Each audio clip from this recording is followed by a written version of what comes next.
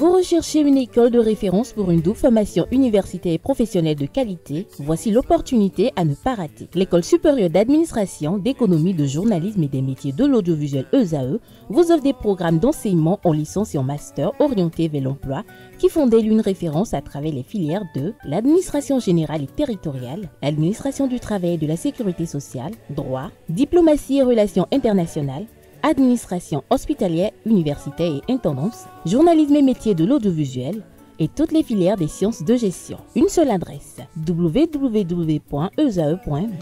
Rendez-vous dès maintenant sur nos campus ESAE Bedjromende au numéro 90 93 65 21 ou au numéro 98 98 14 00. Paracourt sur le numéro 52 46 12 12.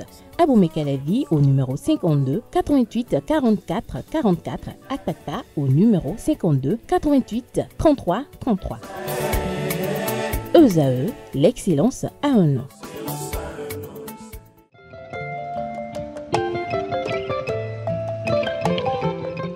Elle a été portée à la tête de la cellule des femmes de l'Union des professionnels des médias du Bénin, entendez CEFU, lors de l'Assemblée générale élective du 15 septembre 2022 à Cotonou.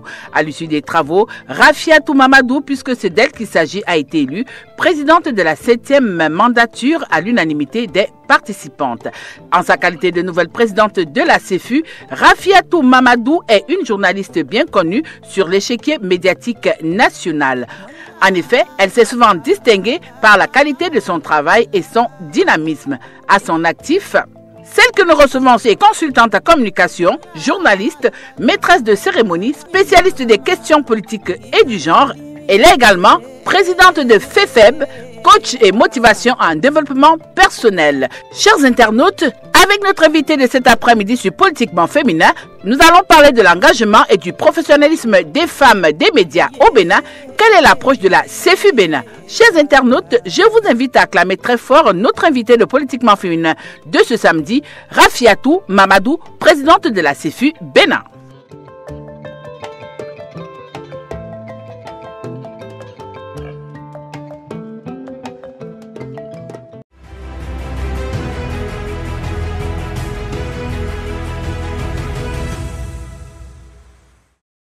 Mesdames et messieurs, bon après-midi, nous sommes sur ESAE Télévision et ce samedi, c'est votre émission Politiquement Féminin de cet après-midi, engagement et professionnalisme des femmes des médias au Bénin, quelle approche pour la CEFU Bénin. Pour ça, je reçois pour vous Rafiatou Mamadou, coordonnatrice ou présidente de la CEFU Bénin. Bonsoir. Bonsoir Tatiana, bonsoir à tous nos internautes de ESAE Bénin. Alors dites-nous un peu, on a fait un bref ramassis, parce que s'il fallait décortiquer point par point ce CV, je crois que nous avions passé la nuit ici. Dites-nous, c'était bon? Qu'est-ce qu'on a oublié de dire qu'il fallait absolument dire? Non, bien, cela a été synthétisé, c'est le plus important, l'essentiel est sorti. Sauf que je suis la coordonnatrice de la 5e mandature et de la 7e, donc nous avons encore du chemin. Sinon, bravo à vous pour le travail et bravo à la réalisation également. Alors, l'entretien, ce sera avec moi. Et comme on n'a pas cette chance-là d'avoir tous les jours la coordonnatrice de la CEFU avec nous, tout à l'heure, vous aurez droit à un brunch digne d'une invitée de marque. C'est bon? On fait avec. Alors, dites-nous un peu, comment se portent les médias au Bénin, selon vous? Les médias se portent bien selon la position que l'on occupe. Bon, moi, de mon côté, je n'ai pas de soucis. J'ai fait mon travail tel que c'est recommandé par la déontologie, respectant bien sûr l'éthique. Et donc, de façon générale, je pense que les médias se portent bien au Bénin. Alors, dites-nous un peu, Rafiatou, être une femme, pour vous, ça représente quoi? La femme, c'est la vie. La femme, c'est la motivation. La femme, c'est l'inspiration. La femme, c'est la ressource qu'il faut pour l'humanité. Et donc, fière toujours d'être femme, je le dis. Et j'invite toutes les filles qui deviendront femmes, être fières d'abord de leur être en tant que fille et qu'elles se préparent davantage à être fières de ce qu'elles seront des femmes. Être femme, oui, mais femme responsable, femme entreprenante, femme engagée, femme innovante. Ce sont tous ces caractères qui font de la femme un être bien, un être à respecter et un être bien épanoui, selon moi. Alors justement, vous êtes une femme, et en tant que femme, et de surcroît journaliste, comment est-ce que vous vous sentez? Ben, je me sens bien dans ma peau. D'abord, je m'en égosie, hein, parce que n'importe quelle femme ne peut exercer ce métier. J'y suis depuis 23 ans. Et donc, je m'en égosie, je le fais aisément. Je le fais avec tout l'amour que j'ai, parce que d'abord, le journalisme, il faut y aller avec amour, il faut y aller avec passion, il faut y aller également avec engagement. Et donc, de mon côté, en tant que femme, je l'exerce tel qu'il le faut. Et je suis très, très, très heureuse. Et je suis très fière de ce noble métier auquel j'appartiens. Voilà. Alors, les femmes des médias, généralement, vous l'avez dit, vous êtes fières et tout et tout. Le regard que certaines personnes de la société portent sur les femmes médias, est-ce qu'à des moments donnés de votre parcours, ça vous a causé préjudice? Est-ce que ça vous a gêné? Est-ce que ça vous a empêché de toujours aller de l'avant? Oui, il faut dire qu'au départ, il n'y avait pas assez de femmes dans les médias, au départ. Lorsque nous retournons vers les années 50, 1950, 1960, il n'y avait pas assez de femmes. Et c'est après la démocratie que les femmes ont commencé à s'intéresser à ce noble métier. En fait, notre péché est que nous sommes beaucoup plus attachés aux personnalités, aux grandes figures. Et donc, lorsque une femme est chaque fois avec des grandes figures, on a tendance à lui prêter des intentions. Il y a des femmes qui, par ignorance, se laissent aller par cette influence qu'elles ont, et donc elles tombent dans le piège peut-être qui sont tendus. Il y en a qui en profitent aisément, parce que ce n'est pas donné à n'importe qui d'appeler une autorité et d'avoir un rendez-vous avec une autorité, pendant que même les proches collaborateurs de cette autorité ne parviennent pas à atteindre cette personnalité. Voilà. Donc, c'est un privilège pour la femme des médias, mais il faudrait que cela se mérite, parce que ce n'est pas tous les appels venant des femmes des médias qui sont reçus automatiquement par cette autorité-là. Si on pense que vous, en tant que femme, vous méritez qu'on vous accorde une attention, votre attention, elle vous est accordée avec amour, avec tout le confort qu'il faut. Mais si vous avez déjà un passé qui est plus ou moins pas propre, excusez-moi, je dis plus ou moins pas propre, on vous colle cette étiquette, et c'est une étiquette qui est sur vous durant tout votre séjour. Oui, mais tout à l'heure, vous avez parlé de piège. Est-ce que ce piège-là, c'est pas souvent un piège tendu même par les femmes des médias aussi, les femmes journalistes également? Bon, écoutez, c'est de tous les côtés, hein. Telles les femmes peuvent tendre de pièges parce qu'elles sont dans des positions données pour avoir des faveurs, tels également les hommes également tendent de pièges. Donc à la femme de savoir ce qu'elle veut, à la femme de savoir où elle va, à la femme de savoir quelle image elle veut qu'on ait d'elle. Et donc moi personnellement, bon, j'ai pas été tentée par ces pièges-là, parce que dès le début, j'ai été coachée par une bonne personne, et donc j'étais psychologiquement prête. J'étais prête pour affronter ces genres de pièges. C'est vrai que ça n'en manque pas, mais j'ai évolué avec le sourire aux lèvres, avec le respect qu'il faut, avec tout ce qu'il faut. Et j'en suis là où je suis aujourd'hui. Est-ce que vous croyez que dans notre métier ici au Bénin, nous sommes reconnus à notre juste valeur en tant que femme des médias? Ah ben, je viens de le dire, ça dépend de quelle position vous êtes. Si vous êtes dans un état et que, en tant que femme des médias, vous ne faites que critiquer négativement l'État ou l'autorité, écoute, on ne veut pas savoir si vous êtes femme des médias ou femme de je ne sais quoi. Il faut savoir respecter les choses. Il faut savoir contextualiser les situations. Il faut savoir prendre des positions selon les personnes que vous avez vis-à-vis de vous. Si là, aujourd'hui, dès que je suis venue, si je n'avais pas eu des entretiens plus ou moins affectifs, plus ou moins sérieux avec vous, je ne pense pas que mon accueil ne serait pas ce qu'il a été. Et donc, c'est nous-mêmes qui nous donnons des choses qui évitons vers nous, des choses qui ne sont pas trop bonnes à digérer. Sinon, en réalité, la femme des médias comme l'homme des médias, nous sommes tous les mêmes.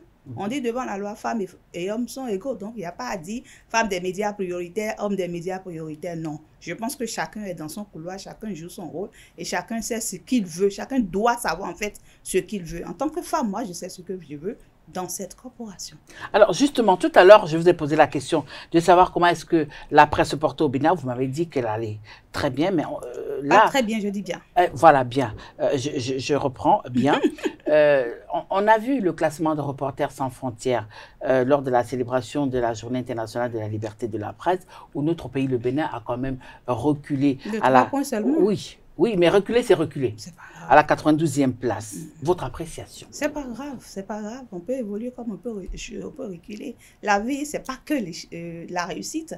Lorsque nous apprécions les réussites, sachons également apprécier les échecs, oui, mais ça traîne, tout en cherchant à nous perfectionner, tout en cherchant à mieux faire.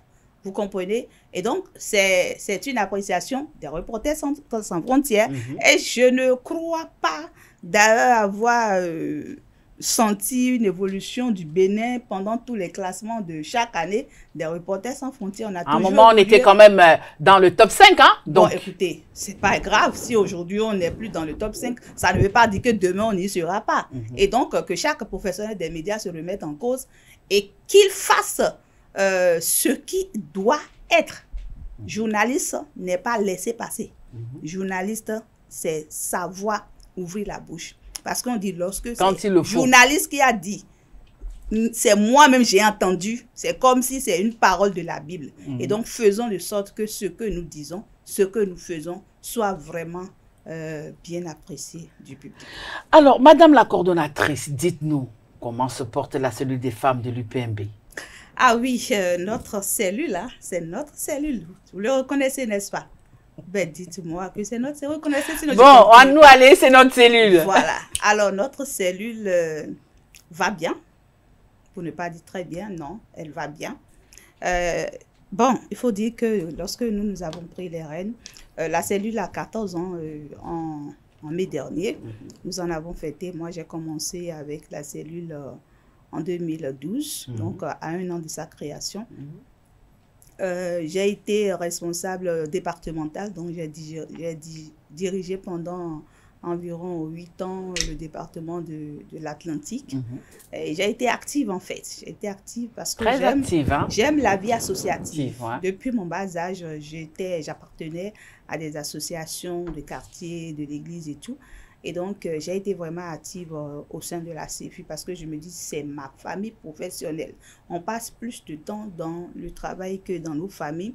Et donc, lorsque vous avez l'opportunité d'appartenir à une association de votre cellule de travail, il faut y aller avec foi, il faut y aller avec amour et il faut y aller avec, en apportant sa pierre pour la construction de cette association-là. Et donc, à un moment donné, la cellule a failli chuter. La cellule a failli chuter. Elle a failli ou elle a chuté? J'ai dit failli. Il faut savoir pourquoi failli? Il faut savoir employer les mots failli chuter parce qu'on tient toujours. On n'est pas tombé, mais on tient toujours. Je ne saurais le dire pourquoi, mais j'ai constaté qu'à un moment donné, nous avons failli chuter. Alors, lorsque nous avons pris les rênes de la 5e mandature, bien sûr, notre première ambition est de ramener à la cause commune toutes les femmes des médias. Parce que femmes des médias, ce n'est pas que nous, ce n'est pas que vous et moi, ce n'est pas que journalistes de la radio-télévision. Les techniciennes qui sont derrière, les monteurs, les caméra-women, elles sont toutes des femmes des médias. Même les secrétaires. Parce que sans elles, vous ne pouvez pas avoir des papiers. Sans le comptable ou la comptable, vous ne pouvez pas avoir votre salaire. Donc, elles sont toutes considérées comme des femmes des médias. Et donc, à un moment donné, dans l'évolution de la cellule, c'est comme si cette cible n'appartenait pas à la cellule. Et c'était une cible pour les Akowé, comme on le dit. Parce que nous, on n'a pas le master, on n'a pas la licence, on n'a pas si... On est stigmatisé. Et les femmes aussi... Vous l'avez ressenti, vous avez... Je l'ai ressenti. Moi, je ne l'ai pas vécu, mais je l'ai ressenti. Oui. Et j'ai entendu dire.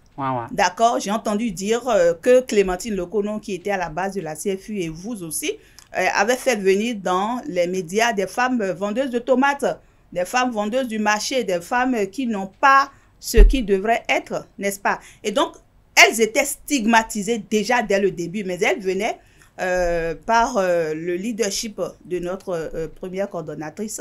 Et donc, à un moment donné, il y a eu de découragement. C'est normal. Lorsque vous êtes dans une communauté et qu'on vous stigmatique, c'est normal que vous allez en arrière. Alors nous autres, nous nous sommes dit, ramenons toutes les femmes des médias à la cause, parce que autant que nous sommes importantes pour la communauté. La cellule des femmes des médias est une cellule d'envergure nationale et nous avons plus de femmes à l'intérieur qu'à l'extérieur, qu'au centre-ville. Nous avons des radios communautaires, d'accord, et donc de ces radios communautaires, il y a beaucoup plus de femmes. Mais on a constaté que des femmes de ces radios communautaires, pour mieux se retrouver, ont créé également l'association des femmes des radios communautaires. Donc, elles se sont désolidarités complètement de la CFU. On a dit que ce n'est pas bien. Il faut que cette association est née de la CFU et toutes les femmes de la CFU sont là-bas. C'est vrai que c'est normal que les femmes d'une cible donnée se regroupent. C'est d'ailleurs ce qui est concerné. Mais ce n'est pas pour autant qu'il faut abandonner sa maison mère. Je viens de vous le dire. Lorsque vous venez de quelque part, vous pouvez faire des escales. Mais faites des escales tout en n'oubliant pas que vous venez de quelque part. Alors, nous avons entamé une tournée nationale. Nous nous sommes dit qu'il faut aller rencontrer ces femmes et les écouter, demander ce qui a fait qu'elles ont reculé, ce qui a fait qu'elles se sont désolidarisées complètement de la CFU. Et ces choses-là ont été révélées. Elles n'étaient vraiment pas prêtes à afficher encore leur image à la CFU. Donc, nous avons donné confiance, nous leur avons rassuré de ce qu'elles sont toutes importantes, autant qu'elles sont pour l'évolution de la CFU. Ça a rassuré. Mais il fallait matérialiser cette assurance que nous avons donnée à ces femmes. Après la tournée, bon, on était partis sur fond. Vous savez que la CFU n'a pas d'argent, la CFU n'a pas de budget, donc on s'est débrouillé avec les petits moyens que l'on a. Sur les 12 départements, on a pu faire 7. C'est beaucoup, c'est énorme. Voilà, on n'a pas pu finir, on n'a pas fait les départements du jour, Mono, Koufo, Atlantique Littoral, on n'a pas encore parcouru ça parce qu'on était essoufflés après une semaine de tournée. Mais il faut dire que c'est une tournée qui a porté fruit, c'est une tournée qui a rassuré les femmes et donc l'objectif a été atteint. Le second objectif, c'était de permettre à ces femmes-là de nous retrouver telles qu'on le faisait au début. Tati, tu le sais très bien. Lorsque nous nous retrouvions entre femmes, oh là là, on n'avait pas envie de se laisser. Mais ces retrouvailles nous ont manqué.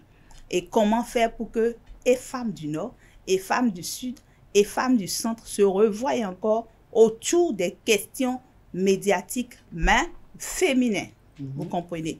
Et donc, il fallait courir vers les PTF pour avoir des projets. Nous aussi, nous avons déjà écrit des projets, donc il fallait avoir des financements. Et nous avons eu notre première activité qui a regroupé 80 femmes des médias de tout le Bénin. C'était vraiment du show. C'était du show. C'était du show. Les femmes sont revenues et elles ont pris plaisir. Et donc, nous sommes dans la redynamisation des choses, nous faisons fructifier les formations, nous courons vers les partenaires, nous faisons tout ce qu'il faut pour que chacune d'elles puisse se retrouver dans l'association. Les ateliers de formation ne se tiennent pas qu'à Cotonou, parce que Cotonou n'est pas le centre formel de la CFU. Le siège de la CFU peut aller au nord. Pourquoi pas? Et donc, nous faisons de sorte que les ateliers se tiennent dans le nord, dans le sud, dans le centre. Donc, nous en avons fait avec une grande masse à Cotonou, avec plus de 100 femmes. Nous en avons fait à Parakou, avec un effectif de 80 femmes, où nous avons fait partie beaucoup plus des femmes de Cotonou vers le nord. Nous en avons fait également à Porto Novo, tout récemment. Et donc, c'est pour dire que nous faisons de sorte que chaque femme des médias se retrouve à nouveau dans l'association de la CFU. Alors, nous allons parler d'engagement, hein, Madame la coordonnatrice. Ailleurs, on trouve qu'en matière d'engagement, les femmes sont plus engagées lorsqu'on parle des médias. Mais pourquoi ici, chez nous, au niveau du Bénin, cet engagement vacille? Bon, moi, j'apporterai ma compréhension. D'accord. juste ma compréhension. Je pense que les femmes, déjà, en tant que femmes, on est occupées par plusieurs choses. Il y a le ménage qui nous occupe, il y a les enfants qui nous occupent, il y a nos obligations professionnelles qui nous occupent. Et donc, si on doit adhérer et être vraiment engagé dans une association, il faudrait que ça se fasse avec amour. Il faudrait que ça se fasse avec l'accompagnement du conjoint que vous avez. Parce que tous les conjoints n'aiment pas, bien sûr, très important. Si vous n'êtes pas accompagné, c'est que vous ne réussirez pas, vous n'irez pas loin. Non, disons les choses telles qu'elles se présentent à nous. Si j'ai un mari qui ne me soutient pas dans mon engagement, dans mon leadership, dans ci, dans ça, pour que je grandisse, c'est que je ne grandirai pas. Et il se fait que les femmes des médias sont confrontées dans la majeure partie à ces situations-là. Ce sont des femmes qui sont restreintes et qui sont éparpillées entre uniquement le boulot et la maison. Pas qu'elles n'ont pas envie de s'engager, mais elles n'ont peut-être pas cette disponibilité matérielle pour s'engager. C'est ma première compréhension. Deuxième chose, il y a des femmes qui ont peut-être été déçues. Elles ont été déçues des comportements, soit des responsables de quelque association que ce soit, et elles se sont dit, ben, je m'occupe de moi-même, je m'occupe de ma vie personnelle, je m'occupe de mon travail et de ma famille. J'en connais plein qui sont dans cette situation. Association, ce n'est pas mon problème. Mais lorsque vous naissez avec quelque chose qui vous pique, qui vous fait grandir, qui vous fait bousculer, même si vous n'êtes pas, même si vous n'êtes pas considéré comme tel, vous ne regardez pas ce qui se fait. Vous avancez. C'est en cela que je parle de l'engagement qui est personnel et qui se fait avec amour. Et donc, si on constate que beaucoup de femmes des médias ne sont pas engagées, c'est des raisons plus ou moins valables, plus ou moins constatées de ma part. Et on ne peut pas leur en vouloir. La vie, c'est un choix. Et l'engagement, il est personnel. C'est ce que je pense. Alors, certains estiment que si on observe ce manque d'engagement, cela est dû aussi au fait que nous ne l'aurons pas au niveau des médias, les femmes ne sont pas reconnues véritablement à leur juste valeur. Parce qu'aujourd'hui, quand on regarde un peu l'échiquier médiatique de notre pays, elles sont combien, par exemple, ces femmes qui font des débats politiques? Elles sont combien, ces femmes qui font des débats économiques? C'est pas que elles n'ont pas la même capacité de compréhension ou la même dragée que les hommes. Non, ben écoutez, je pense que je l'ai dit, hein. Si vous n'êtes pas bien psychologiquement prête, si vous n'avez pas ce grain-là dans votre corps, ce n'est pas quelqu'un qui va vous amener à le faire. Vous m'avez appelé, je n'ai pas hésité à venir parce que j'ai ce grain.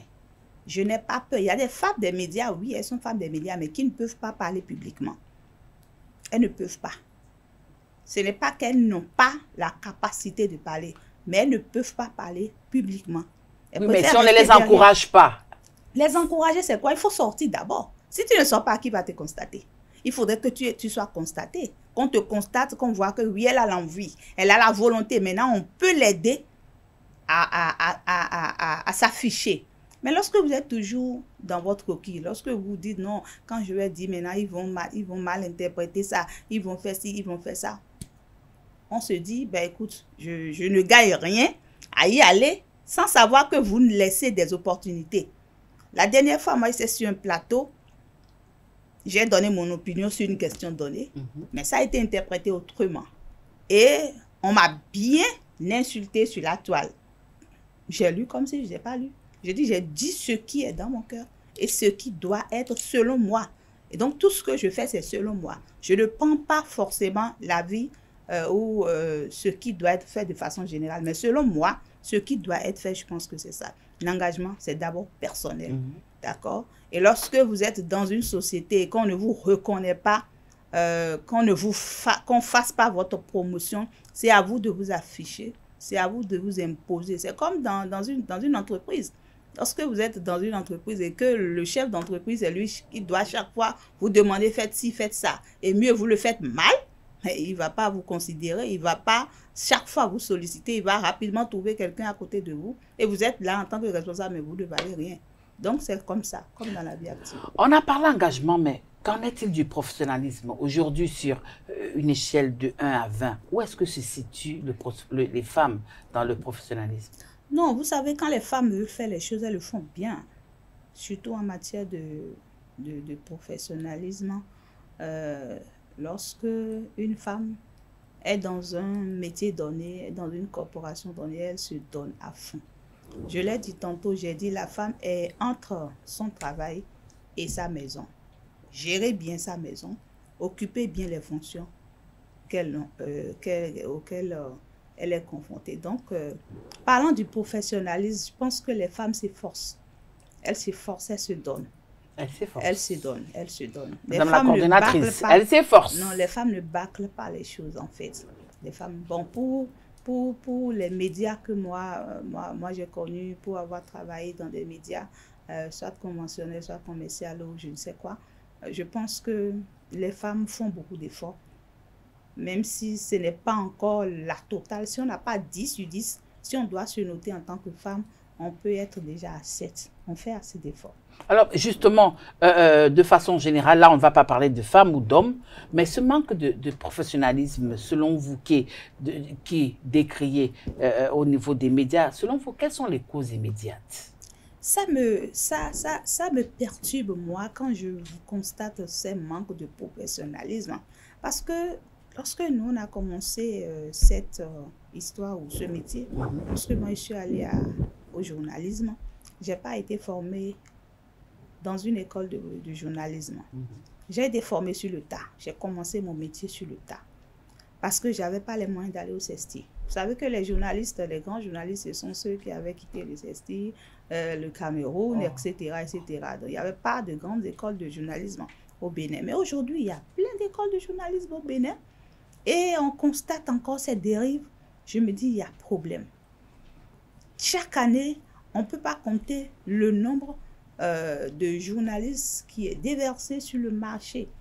Même moi, j'ai été rédactrice en chef d'une télévision et je reçois de ces étudiantes qui sortent et qui se disent journalistes. Lorsque je prends des papiers, si je ne réécris pas, c'est que ce papier ne pourra pas passer. Je me dis, ben, est-ce que les filles ne se prennent pas au sérieux dans leur cursus scolaire? Est-ce un manque de culture personnelle ou quoi? En tout cas, je ne saurais le dire. Mais c'est des choses qui peuvent être corrigées. Parce que lorsque vous avez une collaboratrice ou un collaborateur qui, vous constatez, ne fait pas les choses comme ils font, il faut, étant son aîné, vous avez pour devoir de l'amener à bien faire. Parce qu'il le fait bien, ça vous fait grandir. Mais d'autres ne veulent pas qu'on les corrige. Parce qu'ils se disent, écoute, moi j'ai le master, j'ai fait une école de journalisme, j'ai ci, j'ai ça. Je dis, ben c'est rien. Vos parents ont dépensé sur vous, mais je ne vois pas ce qu'ils ont fait de vous. Vous ne reflétez pas les moyens que les parents ont mis sur vous. Donc, le manque de professionnalisme, je pense que c'est d'abord personnel. Il faut se cultiver. Nous sommes à l'ère du numérique. Aujourd'hui, rien ne peut échapper. Rien. Tu veux avoir quelque chose, va sur le net. Avant de présenter même le journal, même si on te présente ton conducteur, toi-même va chercher.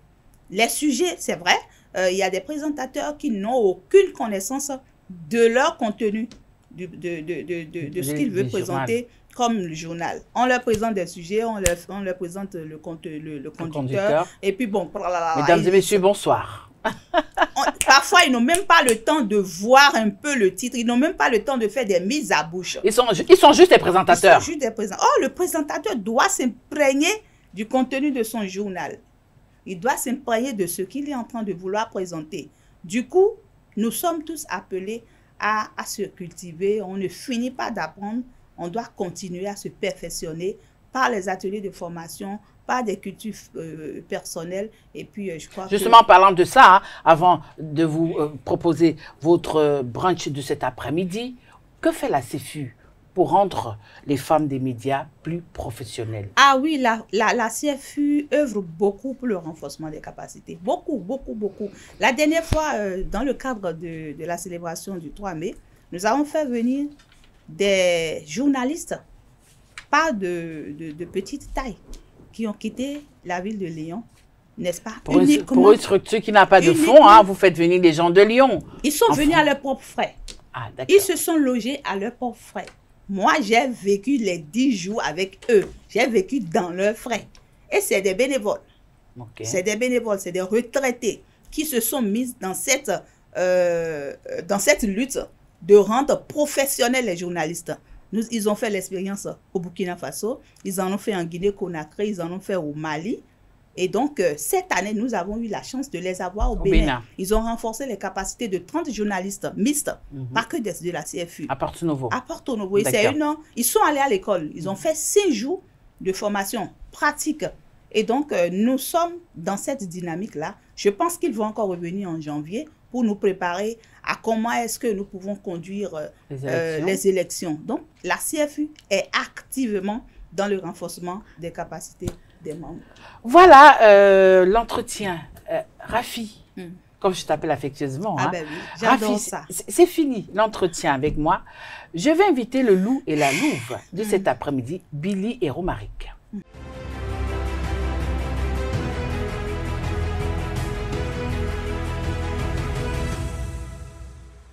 Voilà, ils sont déjà confortablement installés, le loup et la louve de ce samedi. Bonsoir Billy. Bonsoir Tatiana. Ça va? Ça va. Toute jolie avec tes tresses, hein? Merci. Bonsoir Jess. Toujours dans son comportement. Ça va? Alors, je vous laisse avec la coordonnatrice. Vous avez vu, hein, elle ne m'a pas loupé, donc pardon de grâce, vengez-moi.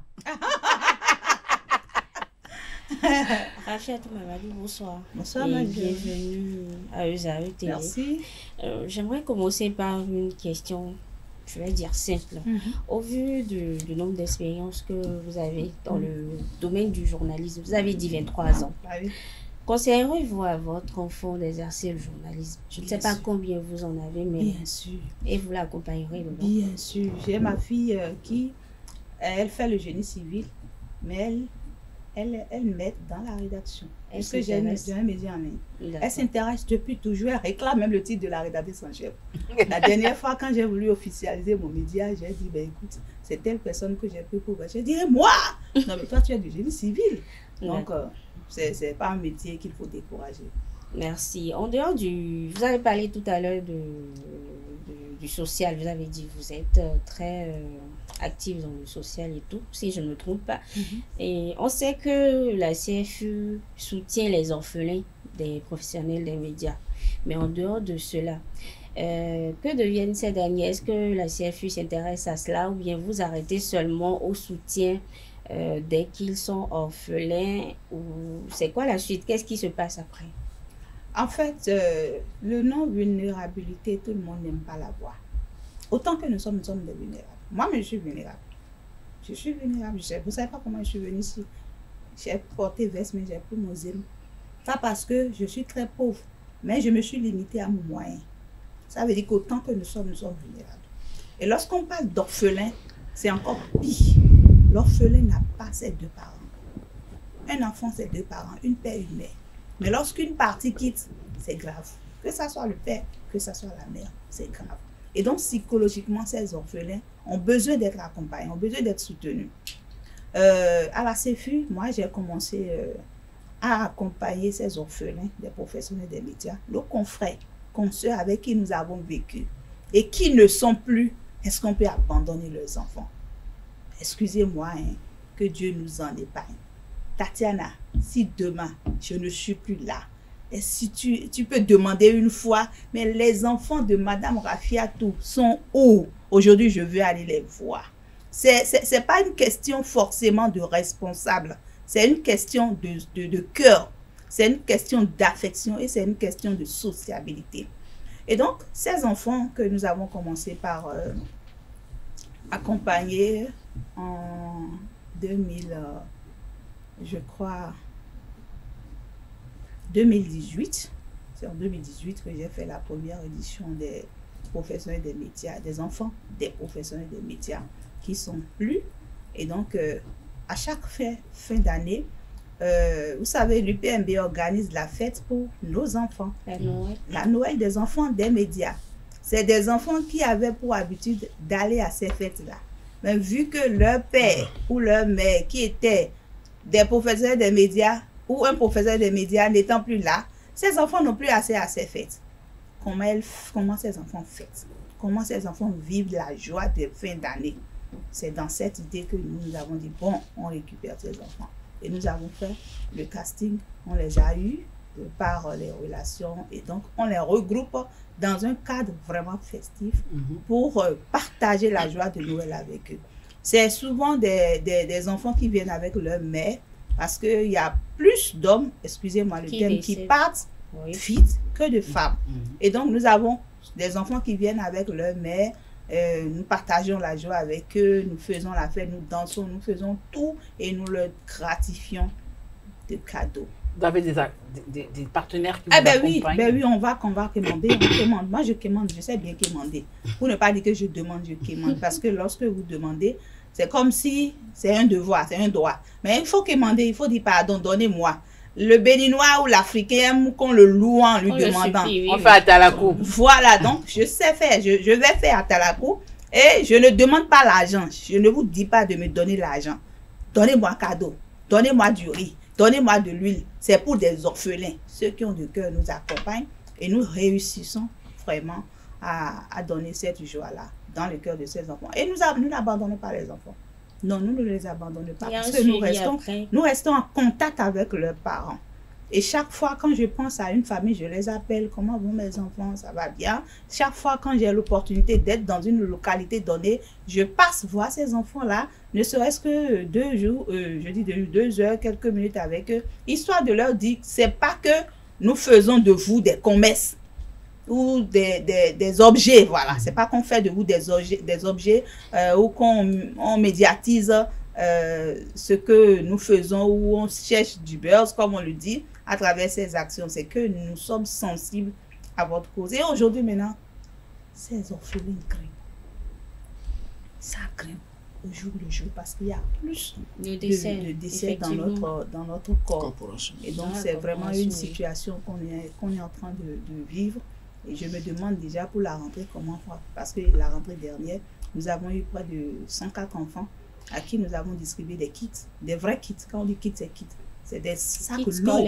Oui, des sacs très lourds avec, selon les classes que ces orphelins occupent, on les a fait venir des départements. On leur a donné, ceux qui sont dans le nord, on leur a fait parvenir leurs kits.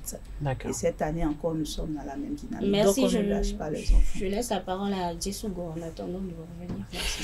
Oui, Madame Rafiatou, bonsoir. Bonsoir. À nouveau, c'est un plaisir pour moi de vous recevoir avec Tati et tout sur ce plateau. Alors tout de suite, on parle d'engagement et de professionnalisation des femmes des médias au Bénin. Aujourd'hui, nous sommes en 2025. C'est vrai que les écoles de journalisme grimpent, ce qu'on n'avait pas connu par le passé. Aujourd'hui, on en a dans le public que dans le privé également. Et les femmes s'intéressent beaucoup plus à la chose, à la formation. Mais dans l'exercice, dans la pratique de ce métier-là, après la formation, on ne constate pas qu'elles sont vraiment engagées, ou plutôt elles ont peur, d'accord, de travailler, de rester dans ce métier-là. Parce que vous n'êtes pas sans savoir que la femme journaliste au Bénin est confrontée à d'énormes risques, ce que je ne voudrais pas exposer. Non, mais il faut exposer, nous sommes là pour parler de ça. Non, mais c'est compliqué pour une femme d'exercer le journalisme lorsqu'on sait, entre griffes, ce qui se passe dans les rédactions. C'est vrai qu'aujourd'hui, ça a diminué. Aujourd'hui, on ne parle plus d'harcèlement parce que les choses, il y a beaucoup plus de contrôle, de suivi, de règles et tout. Bon, voilà. Mais nous, on a vu des choses. Et donc, aujourd'hui, est-ce que c'est facile pour la jeune étudiante qui sort des universités d'exercer ce métier-là? Ok, très bien. La jeune étudiante qui sort du métier, d'abord, est-ce qu'elle est intellectuellement debout? Non, mais elle a passé 3 années. C'est pas parce que tu passes 3 années. J'ai eu des expériences. J'ai eu des stagiaires sous moi à la télévision. On y va. D'accord? Et lorsque ces filles m'envoient des papiers pour le journal, lorsque vous ne réécrivez pas, vous ne pouvez pas passer. Parce que lorsque ça passe en édition, C'est vous, rédactrice en chef, rédacteur en chef, qui êtes interpellé par votre directeur. Ce n'est pas l'étudiant qui est sorti avant-hier. Et donc, c'est vrai, ils sortent, mais ils ne prennent pas le temps de vivre des expériences professionnelles. Vous jumelez les deux sexes? Attends, oui, non, on parle des filles, vous avez parlé des filles. Lorsqu'elles sortent. D'accord. Lorsque ces filles-là sortent des écoles, il faut qu'elles passent des stages. 6 mois de stage. Moi, j'ai fait près de 3 ans de bénévolat. 4 ans. Ajoutons plus. Pendant que moi, j'ai commencé ma carrière, j'ai fait du bénévolat. Et à côté, je fais de petits trucs pour survivre. Mais elles ne sont pas prêtes à ça aujourd'hui. Ah, mes parents ont dépensé sur moi, je suis sortie, on doit faire ci de moi, je dois avoir de salaire. Mais le salaire, ça ne vient pas dans la naïveté. Le salaire ne vient pas dans la facilité. C'est le produit que vous vendez qui vous fait parvenir des salaires. Et chaque chef d'entreprise sait ce qu'il vit pour pouvoir donner de salaire à son personnel. Donc, c'est trop facile de dire, j'ai quitté l'école, je suis professeur. Non. Toutes les filles qui sortent de l'école ne sont pas des professionnels. Quand vous prenez 10 filles qui sortent de l'école, peut-être 2 sont des professionnels. Non, mais face à cet état de choses, parce que ce n'est pas nécessairement à cause des filles que ça se passe comme ça. Vous l'avez dit tout à l'heure, les parents ont payé 500 000 francs x 3 pour qu'elles puissent avoir la notion du journalisme. Mais est-ce que ce n'est pas la faute également aux parents, à ces parents-là qui mettent la pression aux enfants du fait que, bon voilà, on a dépensé sur toi, tu ne vas pas finir 3 ans et venir dormir encore à la maison. C'est trop facile aussi de finir ses études et d'aller dormir à la maison. Moi, j'ai dit l'expérience professionnelle, c'est très important. Qu'on n'est pas prêt aujourd'hui à avoir sans avoir de l'argent. Bon, je ne dirais pas les filles, les jeunes d'aujourd'hui ne sont pas prêts à vivre des expériences professionnelles. Ça fait 4 ans d'expérience professionnelle bénévole. Moi, j'ai un média en ligne, d'accord? Et je sais comment je collabore, je sais comment mes collaborateurs que je prends pour stagiaires, parce que j'ai dit, je n'ai pas de budget, je ne vous donne pas de salaire. Mais si vous êtes avec moi, c'est que vous venez pour apprendre. C'est que vous apportez votre touche. C'est que vous allez grandir à côté de moi. Mais ils ne veulent pas ça. Ils viennent pour avoir de contrats. Mais qui va donner contrat gratuitement pour ce que tu n'es pas? C'est trop facile. Moi, j'en ai rencontré dans des institutions dont je voudrais taire le nom par ici, les noms par ici. Des gens qui sont sortis fraîchement des universités de formation en journalisme et qui viennent gagner de gros salaires en institution. Mais vous, lorsque vous les observez, vous voyez que bon voilà, elles ne sont pas agréablement prêtes pour le métier pour lequel elles ont été formées. Non, mais lorsque quelqu'un est positionné dans une institution, c'est les relations d'abord. Est-ce que ce n'est pas un problème qu'on cherche à positionner des gens qui viennent fraîchement? Parce que moi, j'en fais un problème particulier. C'est pas votre problème parce que vous n'avez pas eu cette chance-là. Ah, mais qu'est-ce que vous faites alors dans la cellule dans la cellule des femmes parce qu'on est en train de décrier le fait que, vous me permettez, on est en train de décrier le fait que les gens il y a manque de professionnalisation. Mais pourtant, ils ont été formés. D'accord, si j'ai été formé ou si mon enfant a reçu une formation pendant 3 ans, et si j'ai quelqu'un dans une institution donnée, si je veux que cet enfant puisse grandir, je peux positionner mon enfant.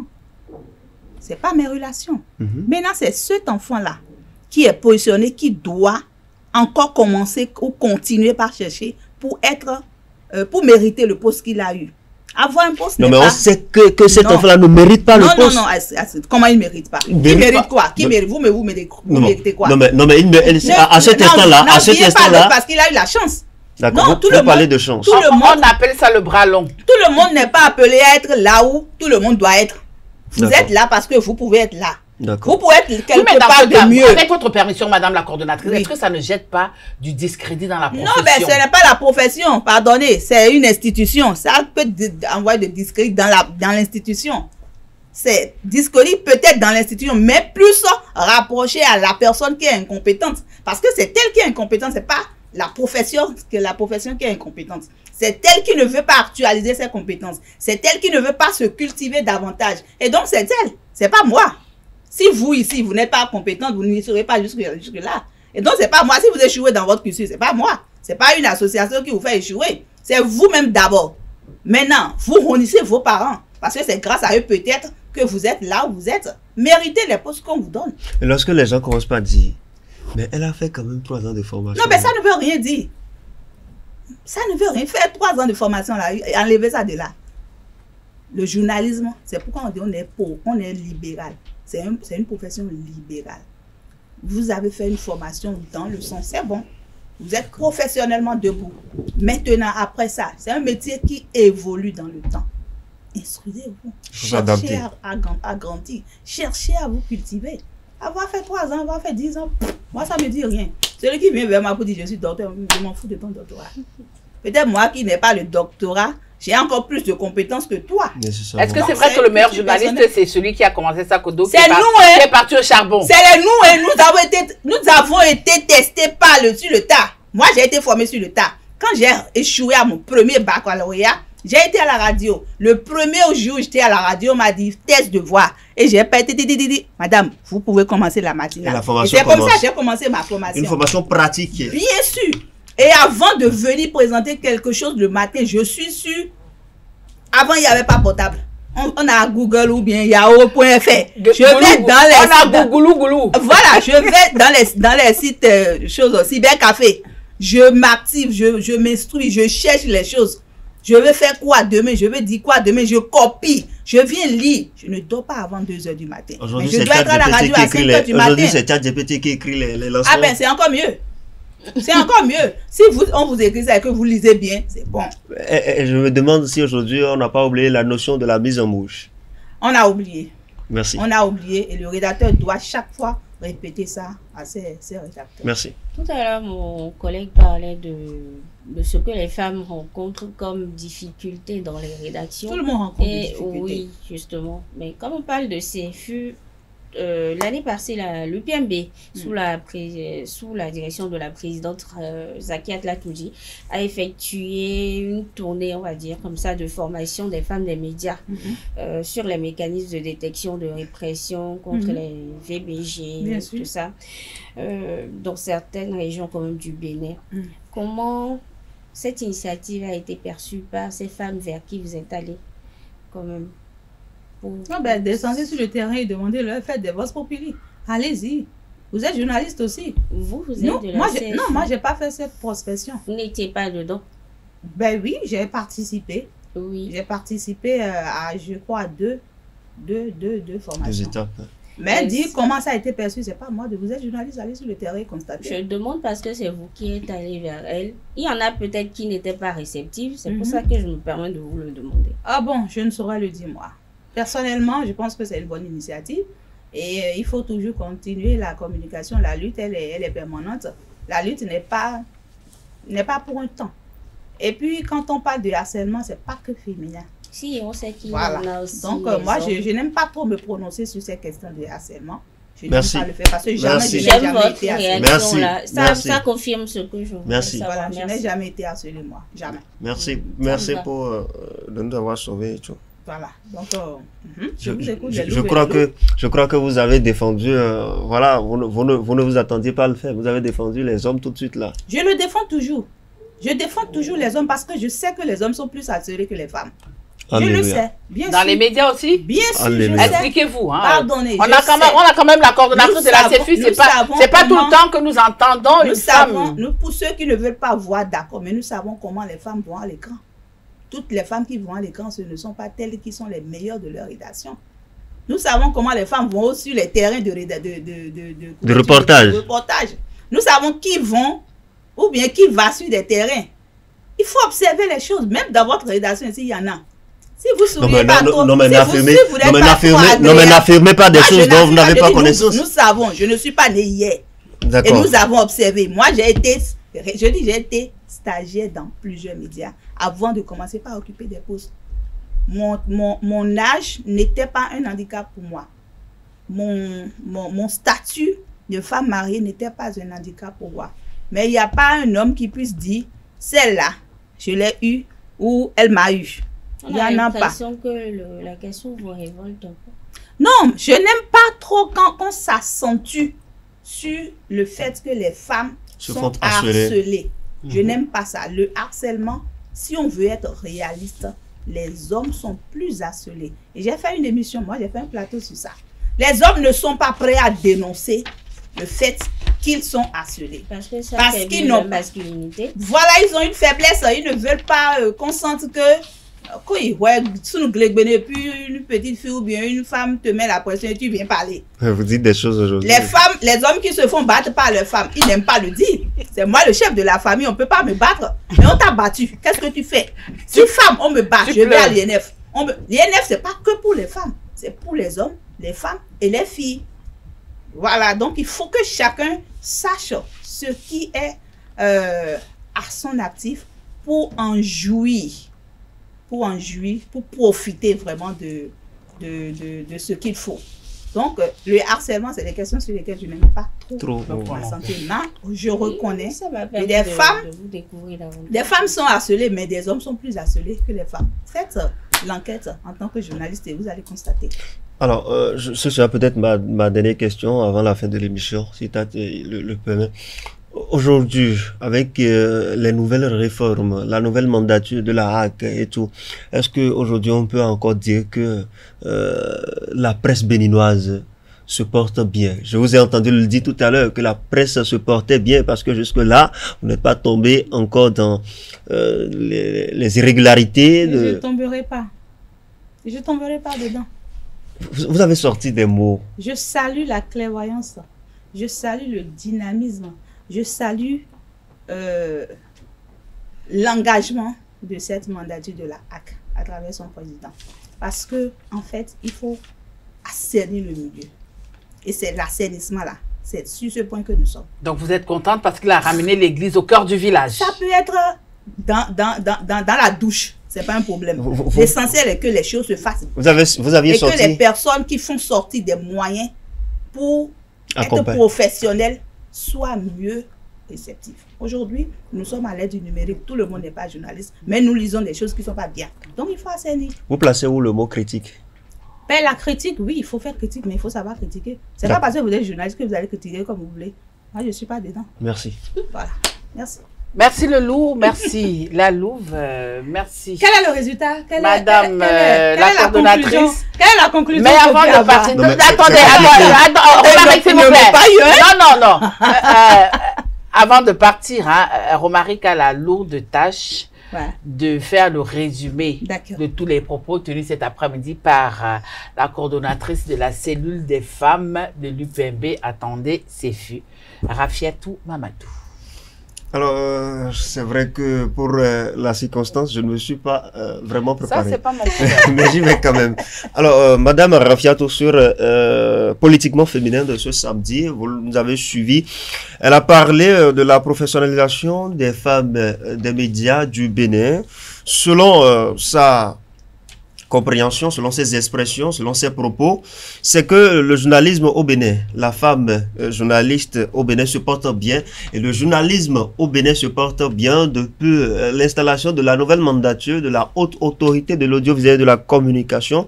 Vous l'aurez compris, c'est une femme qui est engagée dans le social, notamment dans le suivi de tous les enfants, des femmes, des professionnels des médias qui sont décédés et donc ils accompagnent toutes ces personnes-là, tous ces enfants-là, lors des échéances scolaires et pour pouvoir les accompagner, donc pour avoir le nécessaire pour pouvoir affronter l'année. L'harcèlement n'est pas une question sur laquelle elle aime se prononcer parce qu'elle estime que l'harcèlement se passe des deux côtés.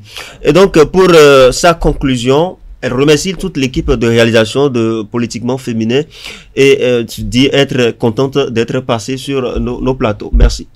Vous avez suivi le résumé abracadabrant de Marie. Ah, vous n'êtes pas contente? Vous l'aviez dit en début de l'émission, vous avez dit que vous êtes contente de l'équipe de réalisation. Romaric, s'il te plaît. C'était le début. Alors, donc, nous sommes arrivés à la fin. Votre mot de fin. Déjà. Bon, mon mot de fin, c'est de vous remercier pour tout ce qui est toujours au fond pour donner de la visibilité à la gente féminine à travers cette émission, notamment les femmes des médias. Je vous dis merci et du courage parce que je sais que vous n'aurez pas assez. Hein? Je sais. C'est compliqué. Je sais que c'est compliqué d'avoir des femmes au micro. Donc, je vous encourage à persévérer. À mes consoeurs journalistes, je voudrais leur demander de s'affirmer. Parce qu'on ne viendra pas vous faire sortir de votre zone si vous-même vous ne voulez pas sortir. Et donc, sortez de votre zone de confort. Même si vous sentez que vous n'êtes pas capable, affichez-vous. Acceptez qu'on vous fasse des corrections. Acceptez qu'on vous fasse des suggestions. Acceptez qu'on vous critique. Parce que celui qui ne veut pas être critiqué, c'est celui-là qui ne veut pas grandir. Et donc, je souhaite à toutes les femmes des médias d'être dignes de ce que nous sommes, d'être fiers de ce métier et d'être représentatifs partout où nous passons. C'est ce que nous faisons qui nous accompagne et qui nous rachète. C'est moi qui vous remercie en retour. Merci. Voilà, chers amis internautes, chers téléspectateurs, nous sommes arrivés à la fin de notre émission Politiquement Féminin de ce samedi. Aïe, aïe, aïe, c'était le mois de la presse. Oui, c'était le dernier samedi du mois. Demain, on a reçu pour vous Rafiatou Mamadou, coordonnatrice de la cellule des femmes de l'UPMB. Elle nous a parlé de l'engagement et du professionnalisme des femmes des médias au Bénin et surtout, elle a mis l'accent sur l'approche de l'ACFU, la structure qu'elle dirige. Merci de nous avoir accepté. Merci d'avoir partagé ces moments avec nous. Retrouvons-nous le samedi prochain pour une autre émission Politiquement Féminin. Ça se passe tous les samedis après-midi sur ESAE Télévision, la meilleure des web TV.